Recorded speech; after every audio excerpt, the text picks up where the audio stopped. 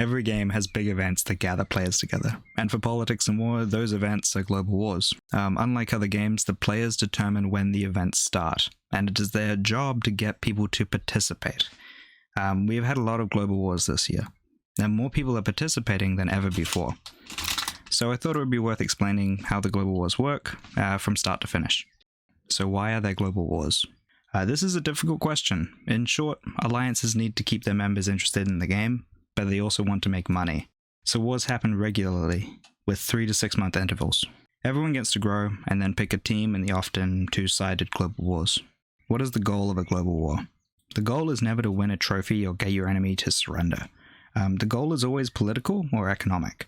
Either the victors want an apology, concession, or admittance of wrongdoing, or they want to destroy as much of their enemy's stuff as possible, so they can't grow as fast as the victors. Ask any alliance leader in the game what the best outcome of war could be, and they'll say one where they lose nothing and their enemy loses everything. They won't even think to mention one side surrendering. Casus belli translates to justification for war.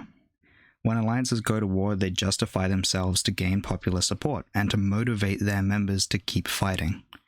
Some alliances are better at choosing and articulating their casus bellis than others. I'll recap the most common casus bellis. The enemy is trying to control the game. The enemy is behaving badly.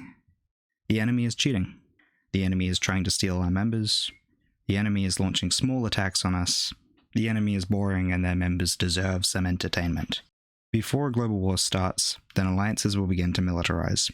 This usually takes the form of 5 barracks, 5 factories, 5 hangars, and 3 dry docks. If they're expecting to lose, they will also stockpile missiles and nukes. Whilst they max their military units, their economics departments will also be distributing enough resources for the first rounds of the war. Negotiations. The diplomats set the stage for global wars by choosing the alliance's allies and enemies. In peace, this means signing treaties and creating narratives or stories that make their enemy look like a villain. Before the global war, they check if their preparation worked.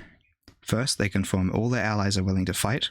Second, they approach people convinced by their narratives, or mercenaries convinced by their money, and ask them to fight.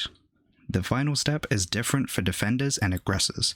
Defenders will message the enemy diplomats and do their best to convince them not to fight. This can involve suggesting attacking someone else together. Aggressors will do their best to ignore the defenders' pleas and do everything short of lying to lull them into a false sense of security. First strike advantage is very powerful, and if the less powerful coalition is certain they are going to be attacked and lose the war, they'll strike first to try and improve their chances. The more powerful coalition is concerned about this, but they lose more from lying than they do from losing the war. If you break your word, people will not deal with you.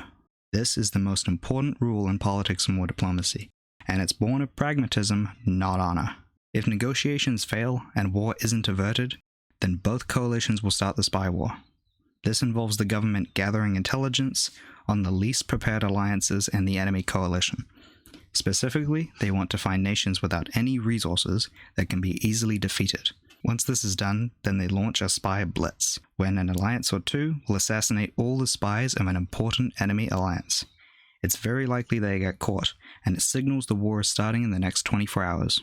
The second type of spy war is using people to spy on enemy alliances. This is incredibly important, and the top alliances usually have government-level spies that feed them activity, war chest, and strategy information. Catching spies is very difficult, so alliances just hope their strategy is superior and cannot be counteracted. Bluffing and tricking enemies is almost impossible. Blitz and counter. There are a few ways for a global war to start. The most common is blitz and counter. The alliances that plan the war will attack their enemies first.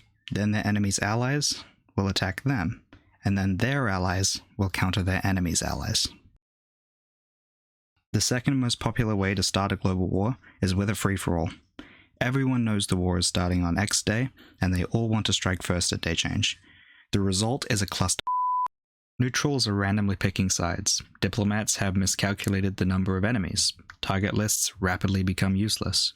Milcom is hyped on caffeine, and all their carefully prepared strategies are outdated.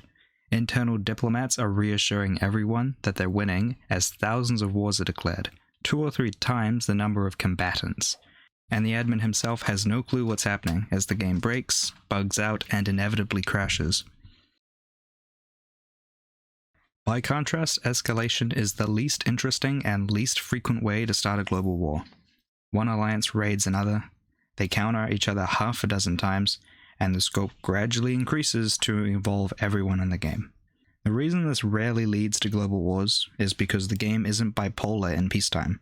People only split themselves into two teams on occasion. Normally they're more divided. The only thing more annoying than cyclists is cycling. When you lose a war, then you get 2 days of beige time to rebuild military units. You can lose up to 9 wars and stack up to 18.1 days of beige time. It takes 6 days to rebuild all your military units, so one would imagine a coalition would lose all their military units on day 1, wait 6 days, and then try again. Unfortunately, wars can expire if they go too long, or neither nation's resistance reaches 0. When a war expires, the loser gets no beige time, and they still have no units. The coalition that won the first round then attacks them again, and keeps their units at 0 permanently. The first 36 hours of a global war decide who's winning for the next month. Most players only launch 15 attacks that could potentially change the outcome. Global wars usually last a month, and the final 2 weeks, then the loser will approach the winner for peace.